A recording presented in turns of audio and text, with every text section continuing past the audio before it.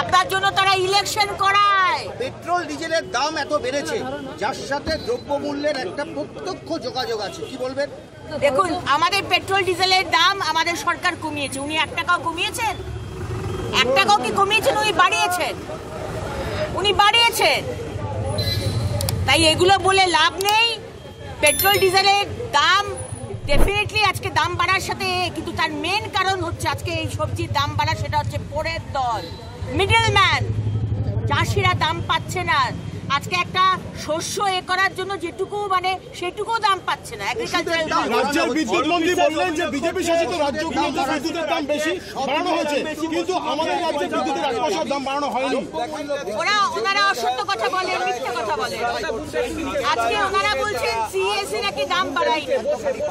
আমাদের 3 মাসের বাদে এত বিরাট বিল আসছে, উনি জানেন না। আর শোভনদেব বাবু বলছেন না, বিল বাড়ানো হয়নি। আপনি বিনা পয়সায় পুজোর সময় ক্লাবগুলোকে ইলেকট্রিসিটি দেবেন, সিএসসি কোথা থেকে সেটা তুলবে? আমাদের বিল থেকে তুলবে ন্যাচারালি। আপনাকে কি বলে, ওই পলিটিক্যালি যে ফান্ড দেওয়া হয়েছে, টিএমসি কে দিয়েছে সিএসসি, সেই টাকাগুলো তো ওনাকে তুলতে হবে। কোথা থেকে তুলবে?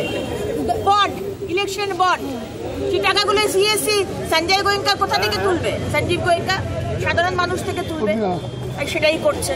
দিদি, সৌমিত্রকা তিনি তো বলছেন যে তোলা হয়, গাড়ি পিছু 30 থেকে 40 হাজার টাকা তোলা হয় আলুর গাড়ি থেকে।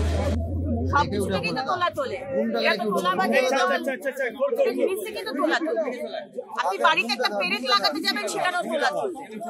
একটা চাষি, একটা সামান্য গরিব মা, সে তার ক্ষেত থেকে নিয়ে এসে বাজারে যদি বিক্রি করে, তার দোকানও নেই, তার কাছ থেকেও তোলা তোলে। তার লোকাল যে তৃণমূলের নেতৃত্ব, তার কাছ থেকেও তোলা চলছে। এবং শুধু একজন তো তোলা ওঠায় না তৃণমূলে।